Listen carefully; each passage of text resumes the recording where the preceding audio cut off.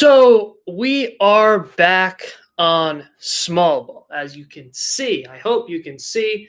Maybe you're just listening via the audible functions of your mobile device or whatever you are watching this nice, beautiful live stream on. Thank you so much for joining me. This is Small Ball, and we are back. The first time in a bit. First time in a bit, but we're back now. You know, a lot of people are off for the holidays. I am as well. And it's a good opportunity to get back into the swing of things and, get some good quality baseball talk going. I'm, of course, as always, going to notify the world that we are live. And once I do that, we can get started with today's show. And we're packed today. We are packed. We are live. Just going to notify the world so everybody knows.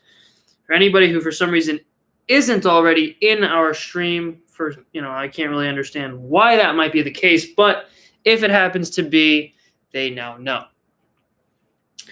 We're loaded today. We have a packed show, and we're just going to get right on into it. And we have a guest helping us today with our first segment, and that guest is Linus Lawrence from New York, New York. Linus is a longtime friend of the show. Linus, how are you doing today? I'm sorry, I had you muted. Can you go ahead and say what you just said again? Oh yeah, happy holidays to everyone. You too. You too, Linus. Absolutely. Merry Christmas to anyone who celebrates. Yesterday, of course. It's just where everyone's in a good mood, right? There's small balls back. We have the holidays. A lot of good going on right now. So hopefully, you can enjoy this nice holiday edition of Small Ball. This reminds me, as the rest of the holidays, New Year's and such approach, we have more holiday-themed segments that I'm going to bring to you guys as well. But more on that later. Linus, it's so good to have you back on Small Ball. And here is what Linus is here today to do for us. So I've almost promised you guys, my viewers, to go into, that I would go into more depth about my feelings about a particular player. And this particular player is a player that I've alluded to a lot and I've been critical of a lot on Small Ball and elsewhere. And I've gotten a lot of slack for it. A lot of people have said that it's, my takes are too hot and I'm just a little bit off here, which is very eerily similar to what I was hearing about my Gary Sanchez opinions just 4 or 5 years ago. So here we stand, 3 years into Ronald Acuna Jr.'s major league career. And while I think he deserves all the respect in the world, and he deserves to be thought of as a great player and a marvelous talent, I don't think he's quite up to speed with some of the other young players in this game. So it got me thinking, well, who would I really take Acuna over? And who wouldn't I? Whom, I should say. Because there are a fair few, guys in this league that I would prefer starting my franchise going forward over Ronald Acuna. And there are obviously many that I wouldn't. Okay, as much as I love Dansby Swanson, if I was a general manager, I would probably, I would have to think about that. Not a good example, but I think you understand if I was faced with Gary Sanchez or Ronald Acuna going forward, I would obviously take Ronald Acuna. So Linus's job today, he's prepared some players, just to spark conversation. And he's going to ask me, Linus, if you can just come up with players for me and say, going forward, I'm the GM, here's my team. And obviously it depends on the team, but let's say this is the first overall pick and I have to decide between Ronald Acuna and so-and-so. Who would I rather have going forward? And contracts are removed, right? So I'm not going to factor in Mike Trout's contract because he's worth that, right? Or something close to it. And Ronald Acuna obviously is cheap, but in a couple of years he won't be. So I'm not really thinking about contracts. I am thinking about age. I am thinking about potential injuries, stuff like that. The only really factor that I'm not taking into consideration is their contract. So Linus, go ahead. Let's see if you can come up with some fruit for thought here. Go ahead. So I guess the first player I'd ask about is someone in the same division, someone who was sort of in competition with Acuna for the Rookie of the Year in 2018, which is Juan Soto. I mean, I think this is probably the one that is the most obvious, the most easily comparable, right? Two outfielders from the same rookie class who are off to tremendous careers. Now, what's interesting about this one, and this I think is a good example of why I think some players are valued too low in relation to Acuna, I would have to go with Juan Soto because I think Acuna is a more talented, more physically dependable player, right? I think he's a better I think he has more talent defensively than Juan Soto. Now, I don't love Acuna's defensive instincts, and I like Soto's a little bit more. Now, I think, like I said, Acuna is a little bit faster, has a little bit more athletic ability, has a stronger throwing arm. I like him defensively more from a talent perspective. And I do like him as an overall defender more, but I think Soto has the intangibles of a storied vet that a lot of young players, including Acuna, don't have. And so far through their careers, Soto is a World Series champion, right? And obviously there's 28 guys on the roster now, or whatever the case. Soto was a large part of that team from a leadership perspective. And to see that this early in his career, you don't really see that, too often. Whereas Acuna was called on to be that guy for the Braves for 3 years now and has underperformed in the playoffs from a performance perspective and a leadership perspective. I haven't really seen any of that from him like I have from Soto. So from an intangibles perspective, Soto has a big edge. Now, offensively, I think Acuna has more potential, but again, I like Soto's, I like his production more. I like his efficiency more. I think Acuna is more talented, but I do see some fluctuation in Acuna's game where I think as Soto projects to be somebody who stays on an upward trajectory, and I think Acuna, for a couple of reasons that will probably come out later, might have more of a bumpy offensive career. So I trust Soto more from a mental perspective, and physically, I think he'll be more consistent, so I'd take Soto. I'm going to stay in division here for the next one and go with a guy who sort of burst on the scene this year, Alec Bohm on the Phillies. Okay, so Alec, so that's so I think here, with Bohm, number 3 overall pick, I think out of college, I liked Bohm.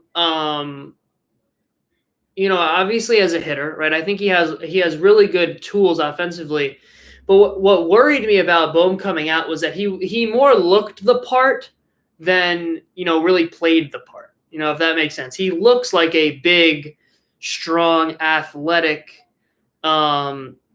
hitter, right? But I question his where he's going to end up defensively.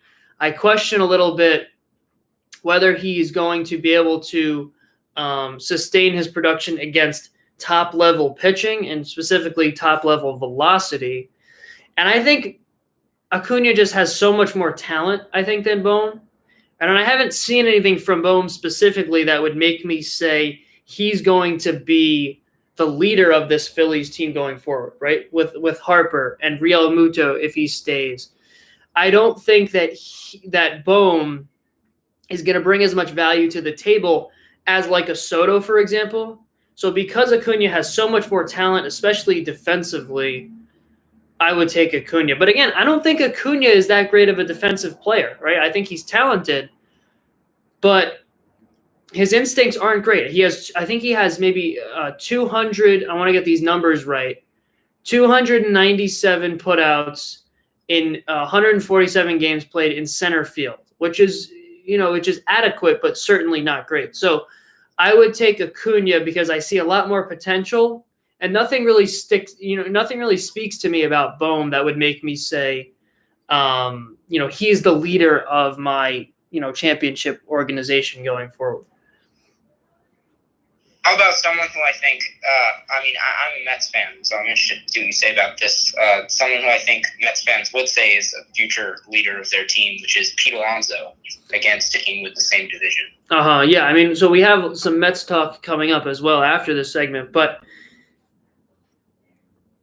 I think we all understand, right, and I don't want to say liability, right, but the limitations that Alonso has defensively, in comparison to Acuna, where, I look at an Alonso, and I do see really, really good intangible qualities there.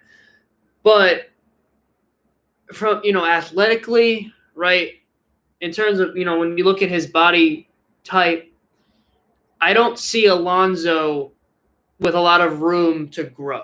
And I think that I love where he is right now as a younger player. And again, he's not as young as, a traditional, third-year player or whatever he is.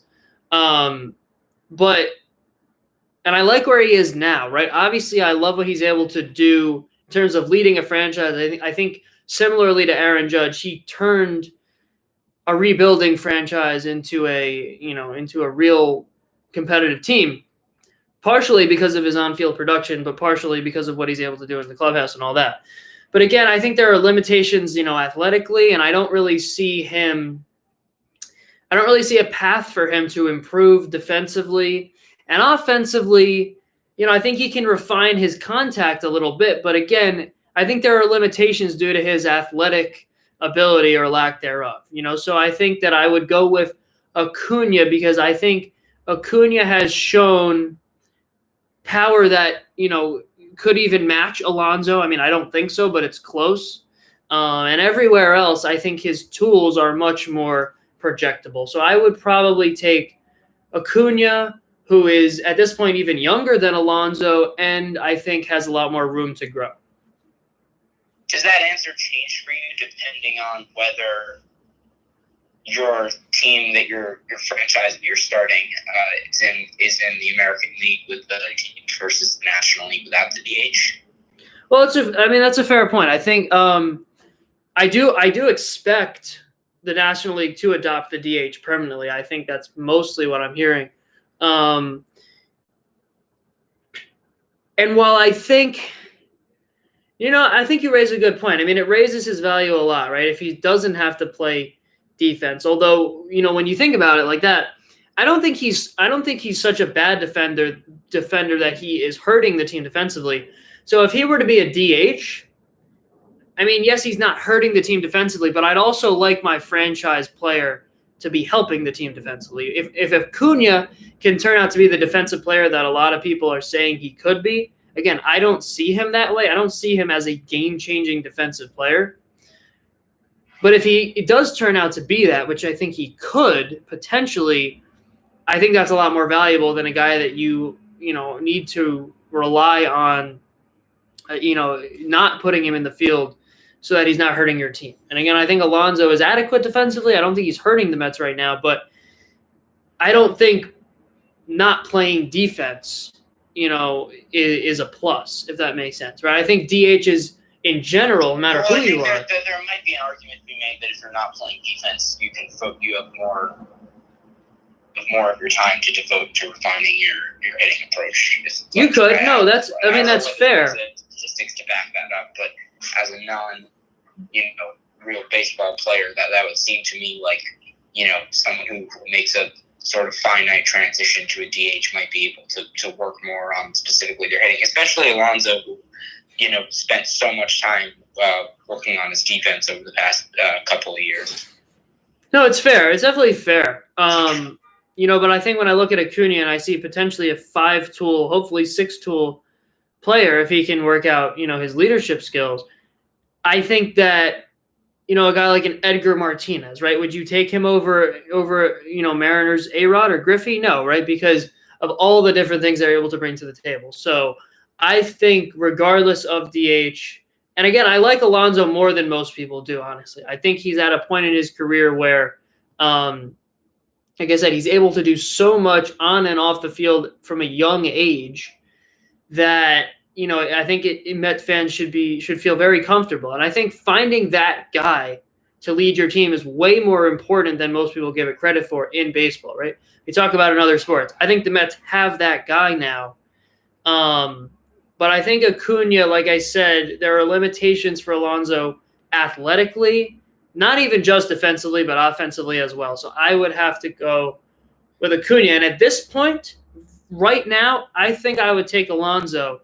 But I think, like I said, Acuna has more room to grow. But I think for one season, I like Alonso better. But if I'm the GM, I'm taking Acuna. How about the man on the cover of MLB The Show 20, Javier Baez? So when you look at Baez, I see Acuna trending upwards, right? I do think he is trending upwards. I don't think that, like I said, there are aspects of his game, his contact, his defense that I think people overvalue. But he has started to figure that out from when he broke into the league. I see him on the upward trend. I see Baez in the other direction. And a lot of people, are hoping, Cubs fans, especially, that he is, going through a rough patch, right? It'll be up and down. And I think it certainly could be, but I think that in his prime, which I think is now over, he was a little overvalued, and I think he overplayed his abilities a little bit. I think now that pitchers are starting to figure out his very long and powerful swing. I don't think, he's really the only guy that we saw come in with that kind of a swing and maintain contact and power the way he did. And I think at this point, I think that's starting to get a little bit old for him. And I think pitchers are starting to figure him out. So I think at this point in his career, Acuna is younger, has a lot more projectability. I love Baez's intangibles and defense, obviously. But I don't see Baez returning to the level that he once was at. And I think Acuna has already surpassed where Baez is at right now. So I would take Acuna. How about a guy who I think a couple of years ago people probably would have thought was comparable to Acuna, but had kind of a down year this past year, which is Gleyber Torres on the Yankees. So that's a tough one, actually. I kind of feel that way about Gleyber Torres. When he first broke into the league, there was Sanchez, Andujar, and Torres, right? The three, and Judge a little bit earlier, but it was really Sanchez, Andujar, and Torres for the Yankees to come up at the same time.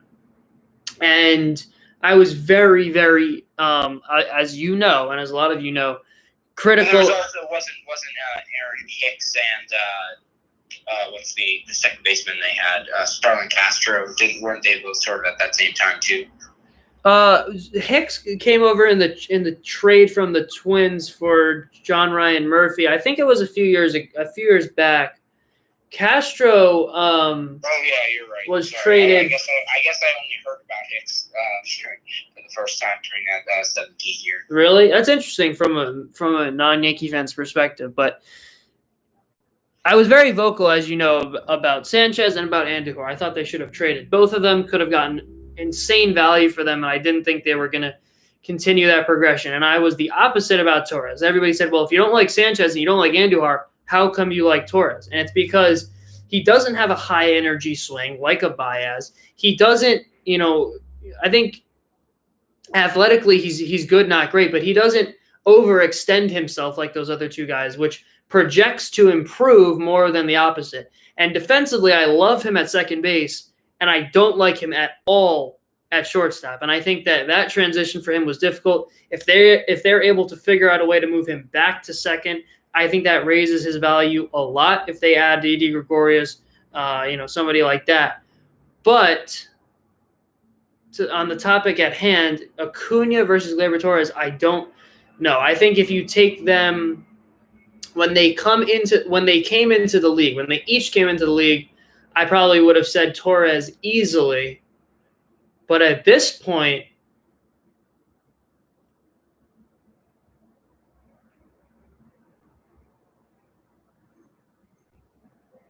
I think I would take Acuna, and here's why. I think that certainly Acuna has a higher ceiling, and certainly Torres has a higher floor.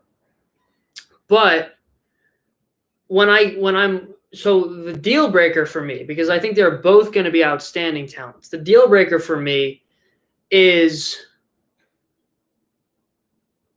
leadership. And now I'm questioning myself because, I think about Gleyber Torres. I do see outstanding intangibles and leadership, but I didn't this year. So I think I'm wavering. I'm going to change my mind. I'm confusing myself. You know what? I changed my mind. I think I'm going to go with Torres because I think this season was a difficult year for him. I think it's a good example of somebody who the 60-game season did not benefit. I think a lot of players had seasons this year, for good or for bad, that aren't representative of them as a player. And I think that intangibly speaking as well, and Torres, I think, is an outstanding leader at a young age. And again, not that Acuna isn't. It's just he hasn't shown an ability to do that yet. He hasn't shown an ability to be that guy yet, or anything close to it. So I'm not saying he can't be that, but I'd like to start seeing that from him. And I have seen that from Torres when he was a rookie and even up till now. And I think last year was a challenge for him and a lot of guys in that organization. So I would say Torres. I think he's more dependable, and I think he's more. I trust him. If I'm going leader of my organization for the next 10 years, I trust Torres more than I do Acuna. So I'm going to go Torres. I think Acuna is more talented. I think if Torres plays second though, and is in a groove there and really stamps down that position, doesn't move around. Defensively, I think he'll be very, very good, and offensively, obviously has shown an ability to be elite. So I trust Torres a little bit more than Acuna. I would take Torres.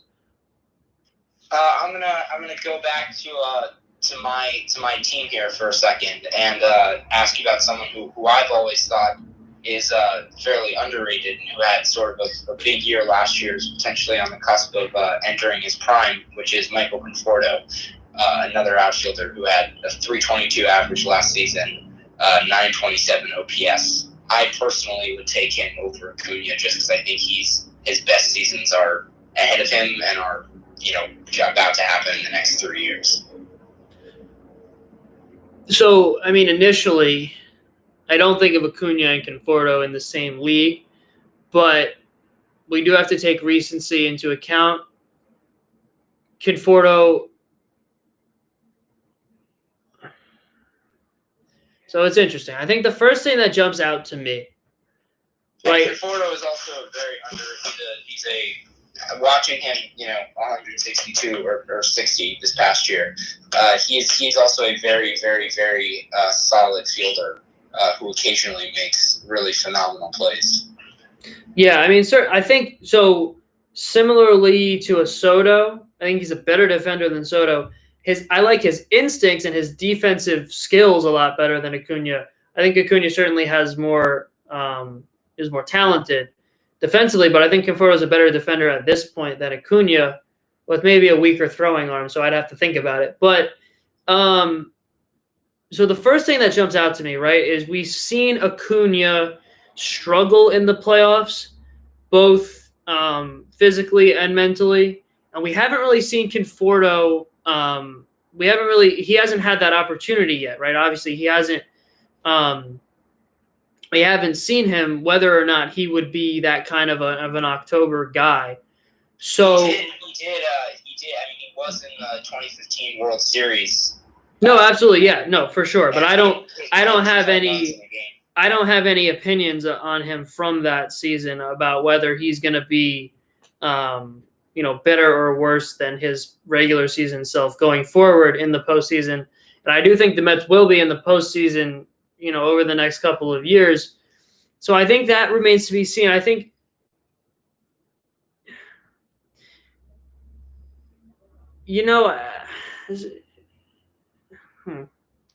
this is tough. If I'm a GM right now and I had to decide between Acuna and Michael Conforto, Conforto is definitely more of my style of player than Acuna is. I think he makes much better contact. I think he is more dependable in big spots. I think that he is a more skilled defender. I think that I think he's more dependable. I think, he's probably, I think he projects I agree with you that he projects to trend upwards much more so than Acuna does. He's just a solid hitter, right? He's not like a Baez. He's not like a Sanchez, Andujar, or Acuna, where depending on the pitcher, right, depending on the season, he may or may not be, any version of himself. I think Conforto is much more dependable, consistent. Now, I don't think he has nearly the talent or the athleticism of an Acuna, but if I had to decide,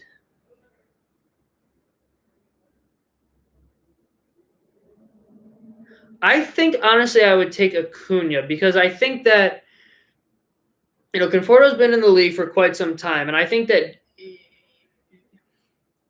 last year in a 60-game season, right, he hit, what was it, 323 or something like that?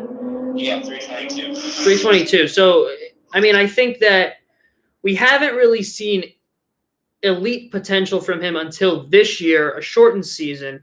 If it's a 162-game season, does he do that again? Maybe, maybe not.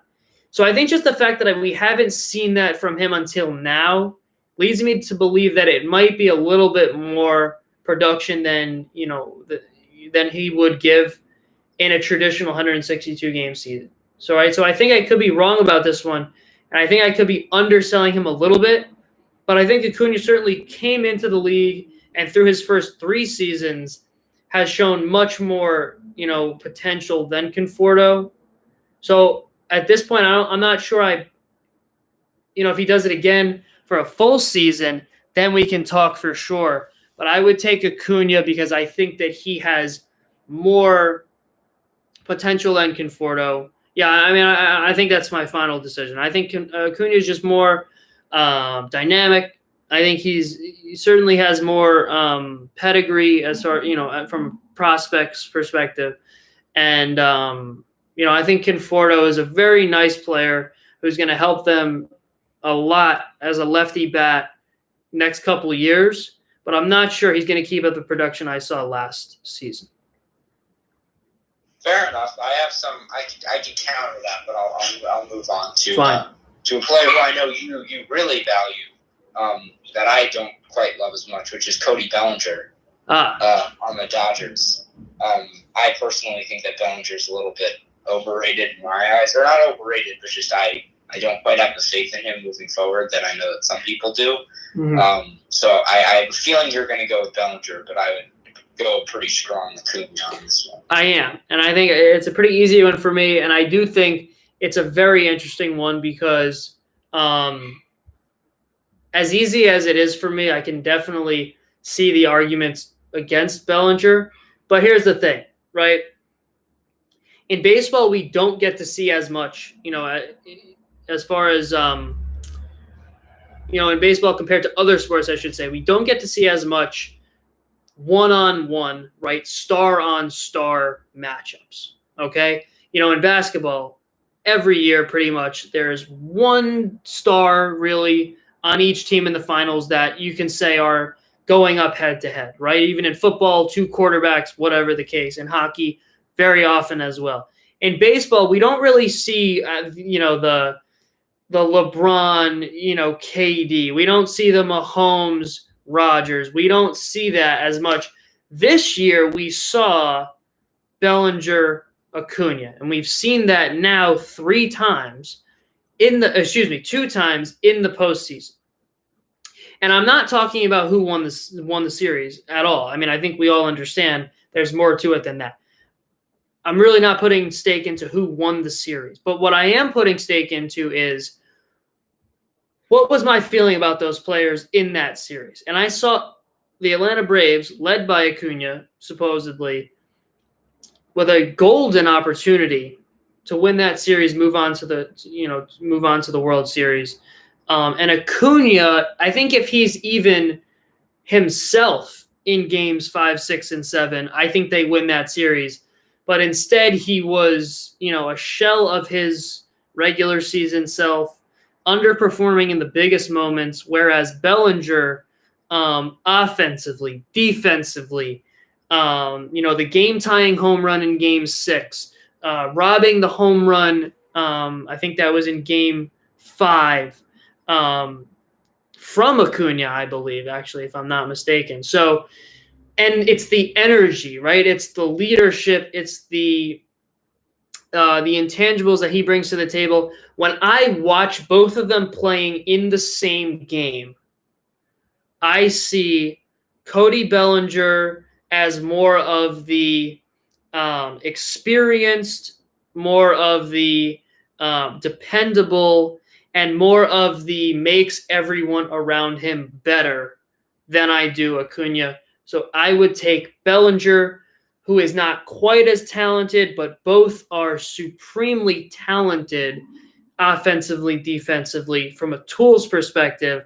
And I like Bellinger's intangibles and clutch factor better than Acuna. So I would take the LA lefty. I'm going to go with the guy who was on Acuna's team last year, who is a lot older, 7 years older than Acuna, but who I think I would rely on to, at least for the next couple of years, have probably better offensive production, which is Marcell Ozuna, who also has, or at least had, a phenomenal arm back in the day, even though we know that he had some trouble in the field. Where do you stand on those two? Certainly trouble in the field. I think they're similar defensively, both rocket arms, both very, very athletic. I don't love their either of their first step and tracking, ball tracking abilities. And Acuna is certainly someone who I feel like he's broken onto the scene like 3 times now. Like, I feel like on like 3 separate occasions, we've thought of him as kind of like, okay, maybe not the player we thought he was going to be. And then bang, he's back, right? So is he an elite player? I don't think so. Is Acuna at this point? I don't really think so either. But I do think that Ozuna at his best is what we saw last year. And I think we've seen that fluctuate, right? Sometimes he's at that level, sometimes he's not. I think Acuna at his best in 5 years would be better than that. And I'm not sure he'll get there, but I trust him to be better than – so I certainly trust him to be better than Ozuna in 2017, 18. And I think I can see him eclipsing 2020 Ozuna as well. So I think if Ozuna is consistently what he was last year, then I think an argument can be made that that Acuna is not going to reach that level, even though he has the potential to.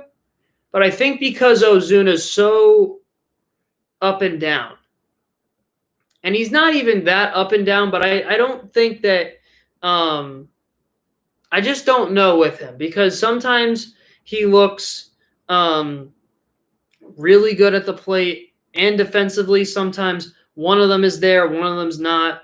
But I think Acuna at his best is better than Ozuna at his best.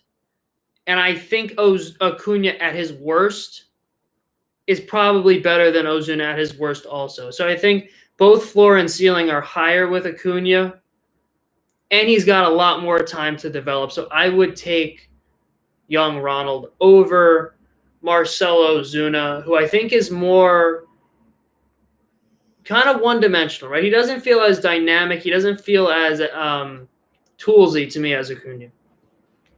Yeah, I mean, I love Ozuna's been a guy that I've been loving forever. You brought up 2017 Ozuna. I just want to say 2017 Ozuna was a 312 batting average with 37 home runs. Yeah, I realized after I said that I meant 18. I forget now that it's going to be 2021. I was thinking it's crazy how long ago. That was 4 seasons ago. But, yeah, I was thinking more 18, 19 than 17, 18. But, yeah, I mean, like I said,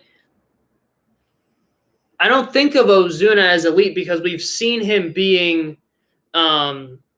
very good at times, and we've seen him being not as good at times. And it's like we got to – if he's going to be an elite player for the next – I mean, Acuna is going to be – I mean, in all honesty, 10, maybe 15 years, right? So if Ozuna is going to be that for the next 10 years – we got to get going, right? Time is ticking on Ozuna, right? He's not a prospect anymore by any means. So, you know what I mean? So it's like if we're looking 10 years down the line, is Ozuna going to be, that guy for the next 10 years? I don't think so. So I'm going to take Acuna. I have two questions left for you. Okay. For the first one, I'm going to switch it up a little bit. I hope you're okay with that. Okay. I'm going to ask you, which pair would you take to start your franchise right now? Acuna and Ozzie Albies, or Bo Bichette and Vlad Guerrero Jr.? I like that question a lot. Initially, I have an answer. I don't think it's close, but I want to make sure. Because I don't really have rationale for it. It's just a gut feeling. But I think it's a strong enough gut feeling. I would take Acuna and Albies over the Blue Jays youngsters. So I think the better player for the Braves is actually Albies. I think the better player for the Blue Jays is actually Bichette. I think both Acuna and Vlad are much more obviously hyped than their counterparts. But I would actually take Albies over Acuna, and I would take Bichette over Vlad. And if we compare them individually, Albies over Bichette because he's more dependable, much more dependable. He's more mature. He is more sound defensively. I think Bichette is a little bit more athletic. And I think that Albies, to me, is more consistent against top-level pitching.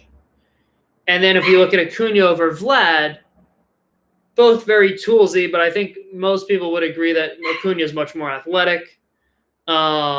He's much more versatile defensively and offensively. I think Vlad's a little bit one-dimensional at times offensively. I think Acuna is a better base runner. I think he is more athletic. I think he's much more valuable defensively, and I see two guys in Acuna and Albies who are 5-tool players, have the ability to be great leaders, and I think with Bichette and Guerrero, two guys with baseball families, right? So I think leadership could certainly be there, and I think offensively could certainly, have a lot of value, but defensively, Vlad, scares me a little bit, and I think Bichette's better than I thought defensively, but he's not as dependable, I don't think, as Albies, and they're both younger, right? So I think the maturity isn't really fair, right, to compare Ozzie Albies to Bo Bichette. But so far, what I've seen from Albies and Acuna is more. When I look at Albies and Acuna, I think October. When I look at Bichette and Vlad, I think April, right? I think excitement. I think just mass production more than I see in Acuna and Albies. I see more big moments. That's just how I feel about those pairs. So I would take Albies. I'm with you there on that one. And when I think of November this coming year, I potentially think of Manny Machado and Fernando Tatis Jr. How about those two? Over Acuna and Albies? Yeah, for the future. There's a lot of talent there.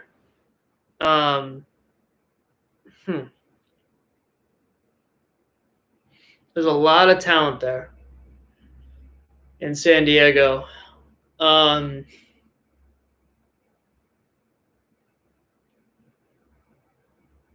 Right now, so if we're playing a 7-game series tomorrow, I would take Machado and Tatis. But if I'm starting a franchise,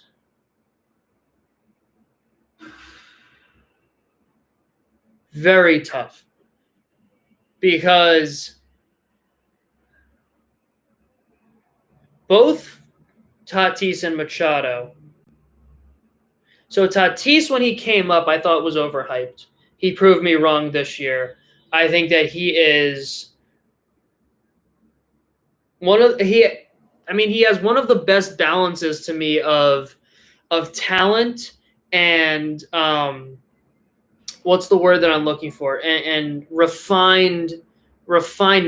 I mean, I can't think of a better word than that, and there definitely is one, but he's so refined for how raw he is, if that makes sense, right? He just there's no spot that he's in offensively or defensively where I worry about him at all if I'm a Padres fan. So I thought he was overhyped, and he actually proved me wrong. And similarly, Machado, I thought when he signed the big deal in San Diego, like a lot of guys do, I think once they get that big contract, their career, from a production standpoint, just goes downhill. And I thought that would happen with him. I didn't know if his motivation was there. And for the first year, it looked like I would be correct about that. But last year, quite the opposite. And I think Tatis, where I think Machado struggles intangibly from a leadership perspective, I think Tatis, the younger player, actually makes up for that. I think Tatis will be the leader of that offense going forward, and I think Machado, a very, very, very good, kind of Robin to Tatis's Batman. But yeah, you know what? I mean, I think there's just more holes with Acuna and Albies, so I think I'm going to go. It's really surprising to me that I'm going to say this, but my final decision is probably Tatis and Machado. Because if you had asked me this a year ago, there was a 0% chance I would have said that. And I'm surprising myself a lot. Tatis and Machado also give you a nice, I think there's something if you're starting your franchise that would be appealing about having an entire side of the infield covered. Absolutely. Especially from two players who are so... Tatis and Machado defensively, are just absolutely phenomenal. It means you have, probably no other team is going to possibly have a better left side of the infield than your franchise. Absolutely. Last question for you here. Go for it. Player you would choose for the future: Ronald Acuna or Jose Urena? Huh. Tough. I think Urena is a little bit more up and down than Acuna. I think Acuna has a little bit more pedigree. And it's close. Perhaps more importantly, which one of them would you take in a mount charging fight? Because we might actually see that happen sometimes. That's what I was thinking, right? Which one of them, if we have a rivalry, which one of them do I want leading the way? Which one do I want as a captain? And I would take Acuna, and here's why. I think from a talent perspective, I like Acuna. And from an emotional perspective, the last time Acuna was hit by Urena, I really liked the way he handled it, right? there was no animosity from his perspective. There was no. I think a lot of times when guys get hit, right, their adrenaline and their emotions get the better of them, and they all of a sudden go into like, I call it Damian Lillard mode, where like nobody really. I mean, I don't like to talk about basketball on this show, but I'm going to. When Dame had that, situation last year where he went crazy last couple games of the season, right? And like all of a sudden he thought that like he wasn't getting enough respect. I was like, dude, like you're one of the most respected players in the league. And I think when superstar athletes get that adrenaline, right, they like all of a sudden just feel like the world's against them and they need to like prove people wrong. And I really didn't like that from Dame. And I think Acuna could have gone that route when he was drilled by Urania, but didn't. And I think he showed a lot of maturity. And did he homer later in that game? I think he did. I think that was either the last time or the time before that. I can't even keep track. There was a time, I believe, in Miami when he got drilled by Acuna and then proceeded to homer and I believe take a nice long time. Yeah. Watch so obviously this is a half joke, but I think it's an interesting point that I think Acuna, who at times has not been the most mature, showed a lot of maturity in that moment, and that is actually a moment that I didn't think about specifically, but subconsciously I think I did, and I think that's one of the moments that leads me to believe that Acuna could be a real leader going forward. So I would take Acuna over Urania, who, I mean, like, I'm not sure really has his wits about him. I think from a production standpoint. Also, last 2 seasons, ERA is over 5. Yeah, no. I think, like I said, talent perspective, right, production perspective. I think I have to go with Acuna. So thanks for coming on the show, Linus. That was a lot of fun. Yeah, I'm surprised. Of course. You say about the Mets. I'll keep tuning in. Of course. So I'm surprised about a name that I didn't hear from you. And maybe we can talk about that later. But I was surprised not to hear the name of another center fielder, bit older, very productive, American League, not National League, and hasn't had as much postseason experience as Acuna, despite having played 11 seasons in the big leagues. Linus, thank you very much for coming on the show. I thought that would. I mean, I would have had a problem with you personally if you'd gone with Acuna over Mr. Trout. So I would. So you just wanted to avoid that conversation altogether? I didn't even want to go there with our friendship. I see. Yeah. So I mean, I had a similar experience. I think back in March when we had Calder Glassman on the show, and we debated Trout and Bellinger. And I took Bellinger, and that definitely got a little shaky. About Bellinger. I don't understand. Here's my problem if I can really quickly with Bellinger. I think that Bellinger goes on these big hot streaks. He went on one, obviously, in the postseason. I think he's incredibly clutch. I think he's a super energetic player. I just don't really have faith in him to not get caught up in a big slump. I feel like it's happened a few too many times. He kind of got into a big slump at the end of his MVP season. Even his average ended over 300, which is, still an incredible season. But, he won the MVP, but it was much higher, and he sort of fell off a cliff a little bit. He had a big slump to start this season, and when he gets in slumps, I don't really have faith in him to still be a threat up at the plate. There are guys who, when they fall into slumps, again, going back to one of my favorite players, Michael Conforto, he does go into big slumps, but when he goes into slumps, I still have faith that he's going to make contact, that he's going to make the productive out, that he's going to, get the sac fly. With Bellinger, when he falls into a slump, I don't really have confidence in him as much going up to the plate from what I've seen of him. So even though I think that he does bring a lot of potential during those big hot streaks that, wrote him to an MVP a couple of years ago. Obviously, he had that massive rookie year, too.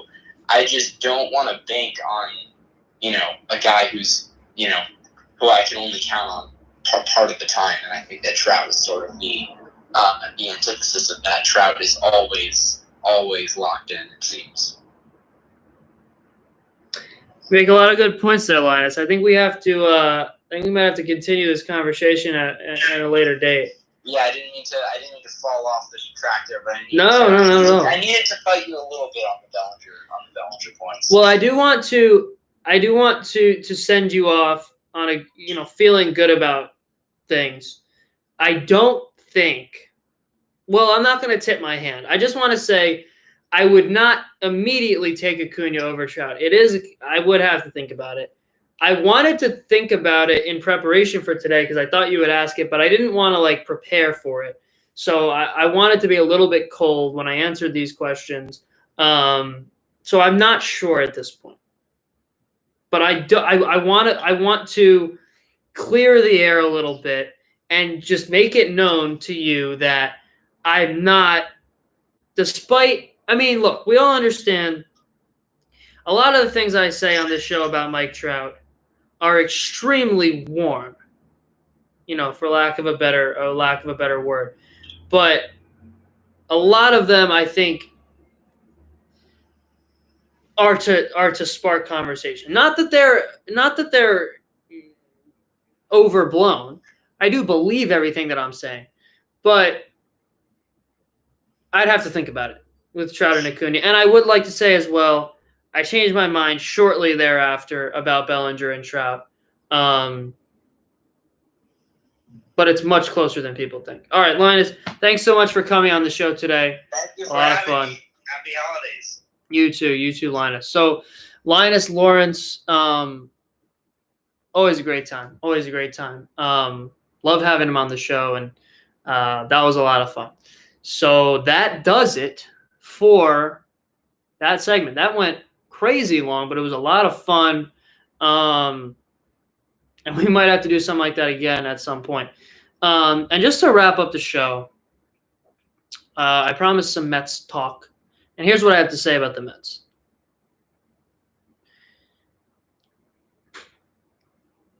It feels like every year, with the exception of a couple, Met fans can see their team going to the postseason. Now, I do think, from a talent perspective, the Mets are in a really good spot. Okay, next couple of years, I think we will see them in October. And now, with Steve Cohen, new ownership, I think the future is bright. I think Cohen obviously is more willing, right? Is more passionate about success for the Mets. And here's the thing. They're in a good spot, but for years, they've been in good spots to start seasons, right? The talent they've had last couple of years has been really good. And I think a lot of people say, well, they're super talented, but it's the Mets, so they're not going to win. And those people are correct. I mean, those people have been proven to be correct. But why, right? What does that mean? It's the Mets. Why does that impact their success on the field? And I think I figured it out. One of the many factors. But the problem with a lot of these Mets teams in the last, I want to say, even pre-2015, right? I think that was their one, sort of season where they met, or I should say exceeded expectations. The problem with a lot of these teams is they're depending on young and in a lot of instances unproven entities to carry them to their expectations. And for some, that's a championship. For some, that's a deep playoff run. And that has different, it looks differently to different people. their expectations. But I think the expectation this year should be, from a talent perspective, certainly to make the playoffs, maybe even win a playoff series or a wild card game, depending on how that all shakes out. But the problem, now they signed James McCann, which I love. I think James McCann is one of the most undervalued free agents, especially free agent catchers over the last couple of years. I just love everything about him as a player. But it's another young and or unproven entity that the Mets are bringing in as their big free agent splash, which there's nothing wrong with that. I love the signing from a talent perspective. Wilson Ramos was dismal last season, absolutely dismal. And he's obviously at the end of his career. Catcher is the most important position on offense or defense, with the exception of the pitcher. And James McCann, super, super talented offensive catcher. One of the only really good offensive catchers. And again, this is all predicated on, the idea that he's going to continue this success, right? It's newfound success that he found in 2019, whatever. But one of the only really good offensive catchers that makes contact, to be frank about it, most of the good offensive catchers are big-time swing and miss power guys. He is not. I like a lot of things about James McCann. I think he's an outstanding game caller. He's limited athletically, defensively, but very sound defensively, has a very accurate throwing arm, doesn't have a strong throwing arm, but he throws guys out at high rates, and I think he blocks very technically well, right? There's a lot of balls outside of his range that he can't get to that I think a lot of other catchers could. But all in all, a very, very adequate defender. But the problem is in 2015, depending on young pitchers, starting pitchers, very young players. And now there's an opportunity for the Mets to sign DJ LeMahieu. And if they can get that deal done, this will be a Mets team that has not been seen since 1986. Potentially 2007.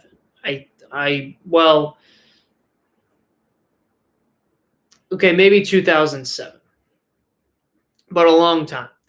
Because for years now, the Mets have been about talent and young energy and hoping these players, it's been hoping Syndergaard can be his best self, hoping Harvey can be his best self, hoping Steven Matz and Zach Wheeler and Michael Conforto and Ahmed Rosario and now James McCann can be the best versions of themselves, all of which have had question marks. All of whom, I should say, have had question marks.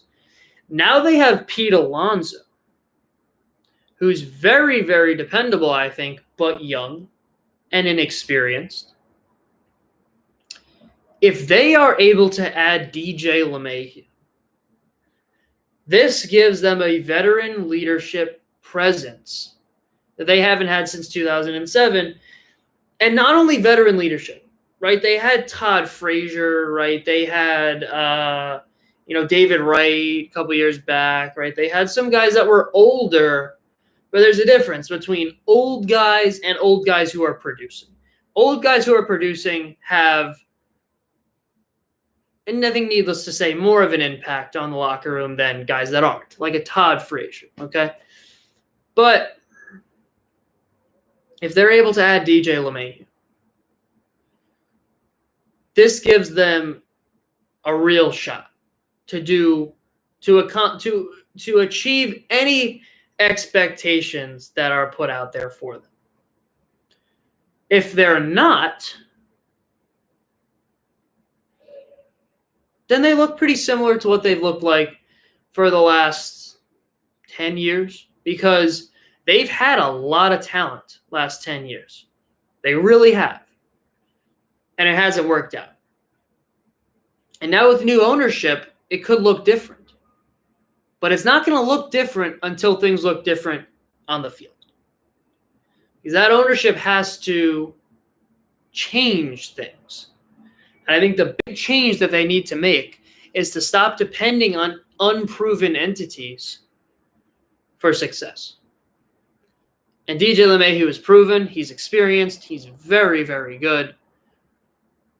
And obviously, it's easier said than done. Go out and sign DJ LeMahieu. But my point, even if they aren't able to sign him, is that the mentality, I think, has to shift.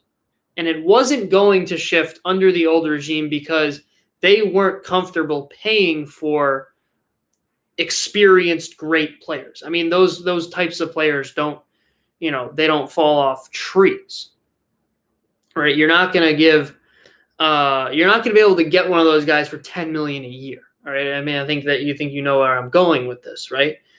But now that they have the ability to do that, they need to target more of those guys than hoping for Syndergaard, Conforto, Matz, Wheeler, Rosario, Nimmo, J.D. Davis. For all of these guys, we're hoping, if we're Mets fans, that they can be them best selves. If they all are, they're in good shape. If some of them aren't, then they're the same team they've been for 14 years. But if they target these experienced guys who can have leadership roles, then it changes things. Thanks a lot for watching Small Ball. A lot of fun today. Long show, right? We usually keep it to a half hour. Obviously, we did not. Big thank you to Linus Lawrence for coming on today. A lot of fun. Happy holidays. Have a healthy, happy, and safe, holiday season. We'll probably be back at it, I'm guessing, maybe Monday. So look forward to that. And we have some cool things planned for next week as well. So thanks for tuning in. Like, subscribe, comment, recommend, hit the notifications button, all that good stuff if you feel inclined to do so. Like I said, have a healthy, happy, and safe rest of your holiday season, rest of your weekend, and such. Thank you so much for watching and supporting Small Ball. Take care. Hope you enjoyed today's show. I did. It was a lot of fun. Again, big thank you to Linus Lawrence for popping in and helping us out. I'll let you know when we're back. I'm guessing Monday, but we'll see. Thanks so much for watching. Have a good one. Peace.